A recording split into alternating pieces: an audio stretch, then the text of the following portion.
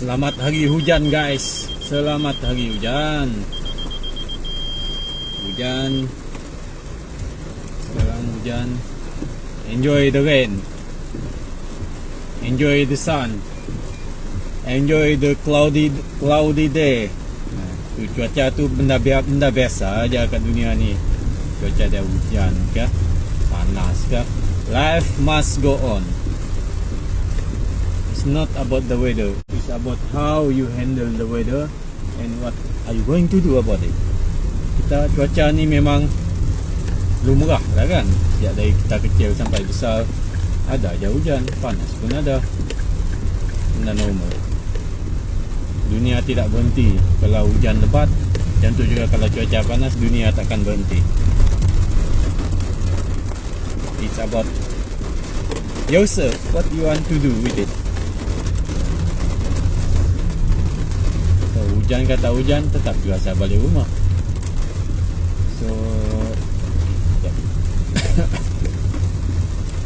so sama-samalah kita masa waktu hujan ni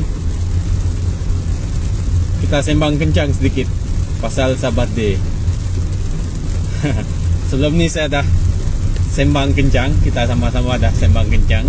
Kita dah ungkaikan yang Sabah tu, Sabah kan, perkataan Sabah tu, negara bernama Sabah tu, state yang bernama Sabah tu tidak wujud pada 31 Ogos 1963. Kalau Sabah tu wujud pada 31 Ogos 1963 tu, silalah tunjuk dokumen dengan saya yang menunjukkan Sabah tu wujud pada 31 Ogos 1963. Tunjuk lah. Kalau ada lah, kalau ada jumpa. Jangan tunjuk Wikipedia dengan saya. Kalau Wikipedia tu information dia bodoh-bodoh je. Bukan saya cakap dia bodoh-bodoh, Wikipedia sendiri cakap information dia tu bodoh-bodoh. Information dia memang orang boleh vandalize. Memang subject to vandalism, information dalam Wikipedia tu. So janganlah tak payahlah nak tunjuk info-info dekat Wikipedia dengan saya kan. Sila tunjuk dokumen-dokumen perlembagaan kah, perjanjian kah, persuratan kah yang menunjukkan Sabah tu wujud pada 31 Ogos 1963. Saya tunggulah. Kalau ada yang jumpa tu, baguslah jumpa, tunjukkan surat atau dokumen-dokumen official yang menunjukkan Sabah tu wujud pada 31 Ogos 1963 tu, letak dekat komen saya kah? Boleh, dipersilakan. Sebab kami memang argue yang Sabah tidak wujud pada 31 Ogos 1963. Macam mana Sabah nak wujud pada 31 Ogos 1963? Sedangkan yang wujud pada masa tu ialah North Borneo kan. North Borneo. Sampai 16 September 1963 yang wujud ialah North Borneo. Jadi macam mana lah nak sambut Sabah Day pada 31 Ogos kalau yang wujud dia ialah North Borneo? Itu persoalannya. Hari tu saya dah sembang kencang berkaitan dengan apa nama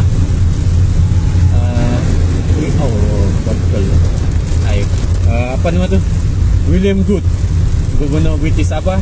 Dia sebut pasal Sabah Day pada 31 Ogos 1963 tu, tapi dia bukan cakap Sabah Day tu pada 31 Ogos 1963. Dia referkan Sabah Day tu dalam ucapan dia tu sebenarnya pada 16 September 1963, mengikut artikel 1 Perjanjian Malaysia tu tadi, iaitu Sabah tu wujud semasa Malaysia Day, iaitu 16 September 1963. Itulah Sabah Day, hari yang wujudnya Sabah tu. Maksud dia Sabah Day tu hari yang wujudnya Sabah. Itu yang dimaksudkan oleh Sir William Good tu berkaitan dengan Sabah Day. Bukan dia cakap perayaan Sabah Day. Yang dia maksudkan tu pada hari wujudnya Sabah. Itu bahasa Inggeris, kita kena tahulah. pada hari wujudnya Sabah tu ialah pada Malaysia Day 16 September 1963, bukan pada 31 Ogos 1963. Memang pada asal dia pembentukan Malaysia ni dan Sabah tu pada asal dia Malaysia Day tu ialah 31 Ogos 1963. Tetapi tidak jadi sebab PBB iaitu United Nations dia dipanggil untuk buat mission dekat Malaysia untuk menilai adakah keputusan pilihan raya ataupun dan cara pembentukan Malaysia ni menurut lunas-lunas antarabangsa. Jadi dia sebab itu Malaysia Day tu dia pindah daripada 31 Ogos 1963 tu kepada 16 September 1963. Jadi Sabah Day iaitu hari wujudnya Sabah tu, pada hari wujudnya Sabah tu ialah pada 16 September 1963. Okey, itu satu tu yang saya nak ceritakan kat situ. Tadi apa yang saya nak cakap ada satu tu. Dan lagi apabila dia pindah tu kan, pindah Sabah pindah Malaysia Day tu daripada 31 Ogos 1963 tu, dia bukan pindah suka-suka, dia bukan pindah macam saya ni sembang kencang saja, tak ada. Dia pindah ikut perjanjian juga, iaitu supplementary agreement jugalah pada perjanjian Malaysia tu yang dibuat pada 28 Ogos 1963. 28 Ogos 1963, 29 dia tu 3 hari saja sebelum 31 Ogos. Dan orang yang tanda tangan bagi wakil Sabah tu ialah Donald Stephen. Donald Stephen tu dia bila dia sign pada 28 Ogos untuk pindahkan Malaysia Day tu kepada 16 September, dia tulis itu dia mewakili North Borneo, bukan dia mewakili Sabah. Tak wujud lagi Sabah. 3 hari sebelum 31 Ogos pun Sabah belum wujud lagi.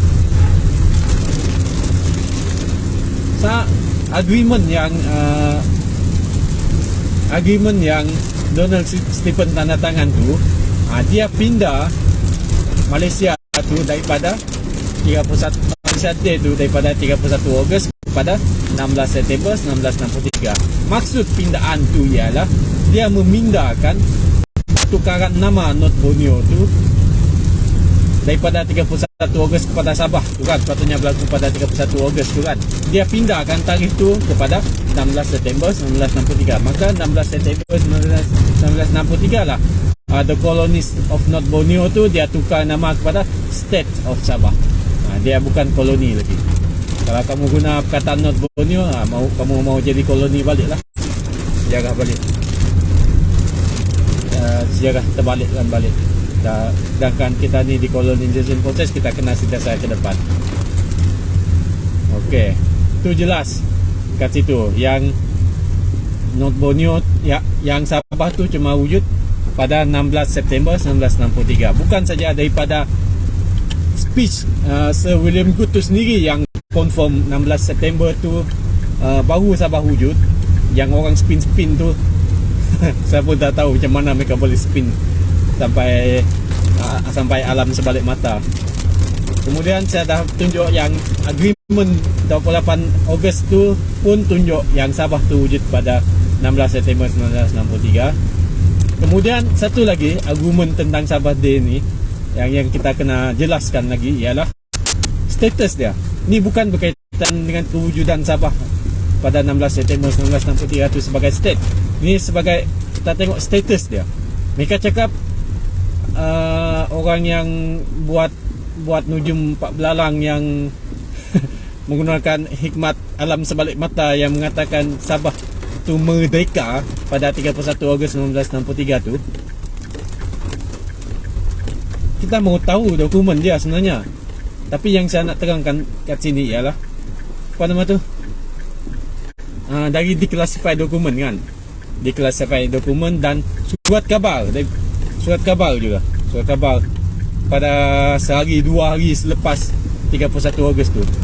Dia yang tu menjelaskan apa yang berlaku pada 31 Ogos 1963 tu. Okey, dalam declassified dokumen tu, apabila Lee Kuan Yew tu dia isytiharkan yang Singapura tu merdeka, Awal-awal terus British buat statement. Awal-awal dalam declassified dokumen tu dia cakap, Singapura ni mana ada merdeka, sebab Singapura tak ada pun dapat akta kemerdekaan daripada British. Masa tu orang masih minta akta kemerdekaan sebab semua status Singapura, Sabah dengan Sarawak tu dia masih kolonis, kecuali Singapura lah, dia ada mencapai internal self-government. Tapi kalau dia merdeka juga pada sebelum 16 September 1963 tu, Singapura pun juga akan dapat Independent Act. Tapi British tak beri pun Independent Act kepada Singapura pada 31 Ogos 1963 tu. Apa tak lagi dengan Sabah dengan Sarawak kan? Tak ada dia beri Independent Act. Yang ada cuma Malaysia Act 1963. Dah diluluskan di Parlimen British yang langsung tidak mencakap pasal memberi akta kemerdekaan kepada Sabah. Jadi manalah akta kemerdekaan Sabah tu? Itu requirement. Dia bukan macam kita ni nak merdeka, kita boleh merdeka sendiri, tak perlu tunggu British. Dia nak acah-acah macam tu lah. Tapi kita ni hidup dalam undang-undang, dalam ada sistem berperlembagaan. Dalam sistem berperlembagaan undang-undang negara ni, dalam undang-undang bukan negara dekat Malaysia saja, bukan dekat Persekutuan Malaysia saja, undang-undang dekat seluruh dunia ni, mana-mana koloni British yang mau merdeka, British akan confirmkan kemerdekaan dia. Kenapa British perlu confirmkan kemerdekaan dia? Supaya British tu sendiri yang confirm. Dia takkan masuk campur, dia takkan jajah negara tu, teritori tu balik. Sebab tu kepentingan untuk dapatkan Independent Act daripada British tu. Cuba kita bayangkan, kita cakap Sabah tu, contohnya Hong Kong kan. Hong Kong merdeka 31 Ogos 1963. Orang Hong Kong cakap mereka ada merdeka pada 31 Ogos 1963. Tapi British tak ada pun beri akta kemerdekaan.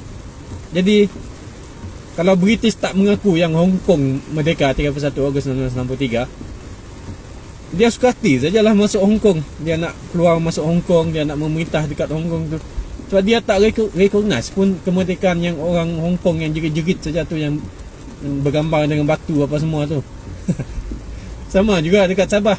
Kamu jerit-jerit kamu merdeka macam mana pun, kalau British cakap dia belum beri akta kemerdekaan, British dia tak peduli. Kalau dia belum beri akta kemerdekaan, dia keluar masuk Sabah, dia suka hati dia lah, sebab koloni dia. Kalau dalam akta cara pemerintahan mereka tu kolonis mereka, kolonis tu part of British Empire. Dia boleh masuk keluar, buat administration macam mana suka hati dia. Kamu jerit macam mana kamu merdeka pun British tak peduli. Sebab itu penting dia akta kemerdekaan daripada British tu, supaya British sendiri yang mengaku, okey kamu dah merdeka, saya takkan masuk campur lagi urusan negara kamu. Itu maksud dia. Bukan kita nak terhegeh-hegeh sangat, nak dapat akta kemerdekaan daripada British tu seolah-olah tu satu requirement untuk merdeka yang written in stone. Tujuan dia macam tu lah. Sama juga macam si Bedol kan. Si Bedol tu dia pukul Ahmad. Dia pukul Ahmad, suka hati je dia pukul Ahmad. Ahmad cakap macam mana pun, si Bedol tu tetap juga pukul Ahmad tu. Ahmad cakap saya dah merdeka, jangan pukul saya lagi. Dia pukul juga. Sampailah si Bedol tu dia cakap, okey, saya dah mengaku yang kamu ni dah merdeka, saya takkan pukul kamu lagi. Barulah si Bedol tu tak pukul lagi, sebab dia dah insaf, dia dah mengaku yang Ahmad tu dah merdeka. Baru dia tak pukul lagi, sebab dia faham orang merdeka dia tak boleh pukul. Tapi kalau Ahmad tu dia cuma syok sendiri cakap dia merdeka, suka hati sajalah Bedol tu nak pukul ke tak, sebab dia tak recognize pun kamu merdeka ke tak. Itu yang penting, dia recognition tu. Macam tu juga Sabah, bila dia merdeka perlu ada akta British, akta kemerdekaan daripada British kan. Tapi tak ada pun akta kemerdekaan daripada British pada 31 Ogos 1963. Sebab tu masih ada gubernur British dekat Sabah tu. Sebab kolonis mereka kan. Lepas tu mereka pun tak ada buat akta yang mengatakan Sabah tu mereka. Suka hati mereka lah nak keluar masuk Sabah masa tu sampai 16 September 1963. Gubernur British William Good pun masih lagi dekat Sabah. Tu faham. Tu kepentingan dia akta kemerdekaan tu daripada British. Bukan kita nak terhegeh-hegeh cakap dia suatu keperluan yang sangat perlu, tapi tu benda yang mutual. Dua-dua mesti setuju. Macam tu. Kalau tak setuju, British tak setuju, dia akan tetap campur tangan dalam urusan negara orang lain. Sampai dia setuju beri kemerdekaan, dia sendiri yang mengaku beri kemerdekaan, dia buat akta kemerdekaan untuk teritori tertentu tu, baru dia takkan masuk campur. Kalau dia tetap juga masuk campur, dia adalah salah. Sebab dia apa orang cakap, seorang papan tarik papan, dia langgar apa yang dia cakap sendiri. Dia tak jujur lah maksud dia. Macam tu juga dekat Sabah. Kamu merdeka kah 31 Ogos 1963 tu? Kalau merdeka, mana akta daripada British? Kan? Itu untuk saya rasa untuk memahamkan lah, supaya orang semua faham keperluan akta daripada kemerdekaan daripada British tu. So dalam declassified dokumen tu kan, apabila Singapura cakap dia merdeka pada 31 Ogos 1963 tu, esok tu terus British reply. Esok 1 September tu dia terus reply. Dia tak tunggu-tunggu sampai hari ni. Kamu nak minta terhegeh-hegeh, minta British clarify Sabah merdeka ke tak 31 Ogos 1963. Tak perlu kamu tanya. 1 Ogos, 1 September 1963 British dah reply dah. 2 September masuk lagi newspaper dekat public. Masuk lagi newspaper. Yang seingat saya 3 September pun masuk lagi newspaper. 3 September 1963 tu British dah beri dah jawapan dia. Lepas tu kamu tanya lagi. Kamu nak kena jawab sampai berapa kali setiap hari dari 1960 dari 1 September 1963 tu, setiap hari British nak kena reply, nak beritahu sampai hari ni baru kamu faham. Tu macam British tak ada lah nak buat macam tu, sebab dia tahu kita ni tak bodoh lah. Kita pandai membaca apa semua, pandai memahami kan. Kalau dia British nak ulang-ulang banyak kali, memang dia macam layan orang bodoh lah. Dia anggap, dia secara sarkastik dia ingat kamu bodoh lah. Macam tu. Tengok di classified dokumen tu 1 September dah reply dah British cakap tak ada kemerdekaan berlaku dekat Sabah, Sarawak, dekat Singapura, tak ada. 2 September masuk newspaper, korek newspaper lama-lama tu. Saya pun dah tunjuk dah dalam Facebook saya dulu fakta-fakta ni. Yang British cakap tak ada berlaku apa-apa, tak ada kemerdekaan. Akta British cuma transfer sovereignty Sabah, Sarawak dan Singapura tu kepada Malaysia. Dia tak pindah kepada Malaya, dia pindah kepada Malaysia. Yang pandai-pandai cerita dongeng sovereignty Sabah dan Sarawak tu pindah ke Malaya tu, cerita dongengnya. Tak ada dokumen cakap macam tu. Malaysia Act 1963 Chapter 35 dia pindah sovereignty, kedaulatan Sabah dan Sarawak tu kepada Malaysia. Kepada Malaysia maksudnya kedaulatan kita ni di dalam perjanjian Malaysia. Macam mana kita nak pindahkan kedaulatan kita ni daripada Malaysia kepada Sabah dengan Sarawak tu? Yang tu boleh buat, kita kena fikir. British beri balik daripada perlembagaan, guna perlembagaan, dia beri perlembagaan kepada Sabah dengan Sarawak, iaitu perlembagaan Sarawak dengan perlembagaan Sabah tu kan, pada Malaysia Day tu berkuat kuasa. Yang perlembagaan Sabah dengan Sarawak tu berkuat kuasa pada 16 September 1963. Dia beri balik territories, dia beri balik pada Sabah dengan Sarawak. Dia teritori Sabah dengan Sarawak tu dah jadi property untuk Sabah dengan Sarawak, orang Sabah dengan Sarawak. Cuma kedaulatan lagi yang kita belum dapat balik, sebab kedaulatan tu berada pada Malaysia. Sekarang kita kena cari, kita fikirlah macam mana nak dapatkan kedaulatan tu balik kepada Sabah dengan Sarawak. Bila kita dapat balik kedaulatan Sabah dengan Sarawak tu kepada Sabah dengan Sarawak, macam mana, kepada siapa tu, baru kita tahu yang self determination kita sudah complete. Ni konsep kedaulatan, sovereignty dengan territorial integrity ni pun kita kena faham, baru kita boleh completekan decolonization kita. Ni konsep sovereignty pun blur-blur je. susah lah kita. Tapi kita sama-sama lah sembang kencang tiap hari supaya semua orang faham tentang tentang erti kemerdekaan sebenarnya yang kita mau cari. Macam tu juga Sabah pada 31 Ogos 1963 tu. Dia cakap dia sudah merdeka kan, yang orang cakap sembang kencang huru hara tu. 31 Ogos 1963 Sabah dah merdeka, dia cakap. Cuba tanya dia, mana kedaulatan Sabah sekarang? 31 Ogos 1963 tu, kedaulatan Sabah tu, sovereignty dia tu dekat mana?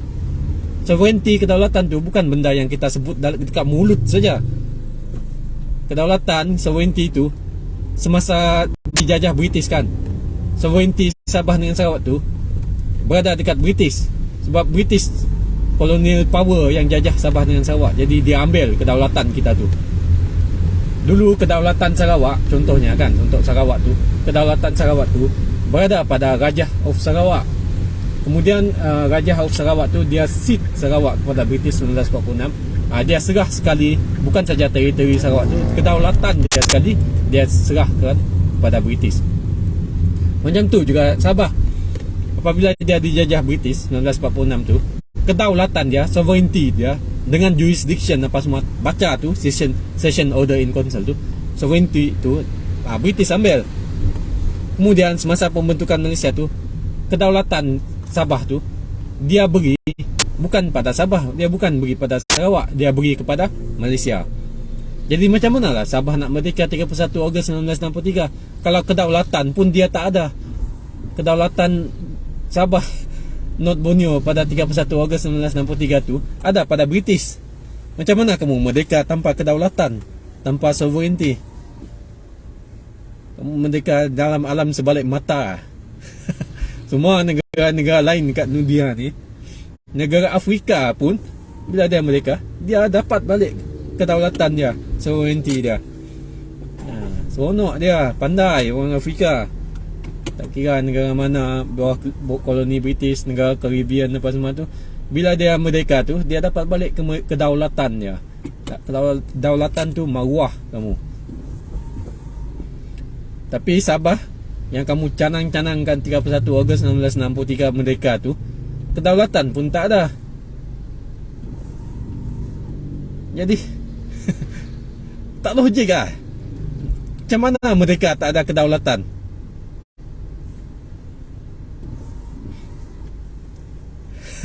Kamu fikir ni, banyak sangat argument yang kita boleh guna ni untuk sebenarnya. Tapi sebelum ni pun saya malas nak sembang kencang. Saya dengar-dengar, tengok-tengok ya.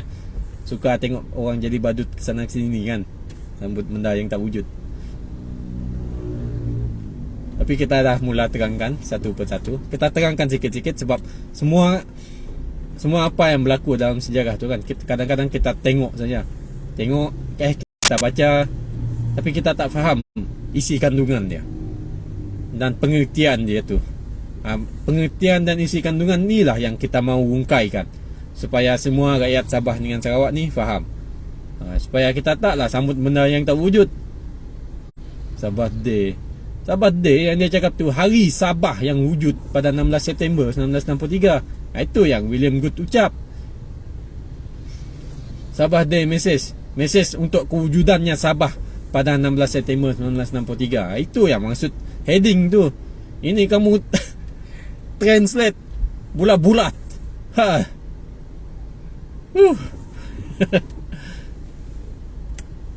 Macam tu lah British dia dah terangkan. William Good dah terangkan melalui message dia. Kamu spin 1 September, sehari saja selepas 31 Ogos tu, 1 September British dah terangkan. 2 September masuk newspaper, 3 September masuk newspaper lagi. Dah terangkan yang tak ada berlaku apa-apa kemerdekaan untuk Sabah, Sarawak dan Singapura pada 31 Ogos 1963. Banyak kali diterangkan. Takkan nak British nak terangkan banyak kali, beratus-ratus kali? Apa, nak layan nafsu serakah kamu tu kah? Tak ada British nak layan nafsu serakah kamu. Itu kena jelas lah. Ada newspaper tu, dulu saya dah baca, dah share juga rasanya dekat Facebook saya. Dia terangkan yang Malaysia Act yang British luluskan dia tak beri pun kemerdekaan kepada Sabah dengan Sarawak dengan Singapura. Jadi apa yang Singapura cakap tu, yang dia istiharkan 31 Ogos 1963 tu, yang Lee Kuan Yew istiharkan tu sebenarnya meaningless, tak ada apa-apa. Tapi tujuan Singapura tu, Lee Kuan Yew tu dia istiharkan tu, dia untuk berperang dengan Persekutuan Tanah Melayu untuk dapatkan supplementary agreement untuk Singapura tu. Sebab tu bagi pihak Singapura kan untuk pindah Malaysia ni daripada 31 Ogos 1963 kepada 16 September 1963 tu, kamu tengok orang yang sign untuk Singapura tu, dia sign 11 September. Dia tak sign 28 Ogos 1963. Pada 28 Ogos 1963 tu, orang yang setuju untuk Malaysia ni dipindah cuma Persekutuan Tanah Melayu, British, Sabah dengan Sarawak. Singapura belum setuju lagi. Dia masih runding lagi tu. Dia masih runding, dia paksa. Tak dapat dengan istihar mereka tu, tak dapat, dia masih paksa lagi sampai Persekutuan Tanah Melayu setuju beri dia supplementary agreement 10761 tu. Tengok Singapura, dia tak sign selagi tak dapat apa benda yang dia mau tu, dia takkan sign. Tengok bawah yang belakang sekali, page belakang sekali, page 235 Perjanjian Malaysia yang kita selalu download baca tu. Page 235 tu dia cakap Singapore for Singapore tu apa nama dia? Wakil Singapura tu dia tanda tangan untuk pindah pembentukan Malaysia tu daripada 31 Ogos 1963 kepada 16 September 1963 tu, dia sign 11 September dia sign paling lambat. Tapi maksudnya dia setuju jugalah Malaysia tu dipindah akhirnya. Cuma dia sign 11 September sebab antara 31 Ogos sampai 11 September tu masih runding lagi tu Singapura tu untuk dapatkan lebih hak dia di dalam Perjanjian Malaysia tu. Last memang dia dapat supplementary agreement 10761.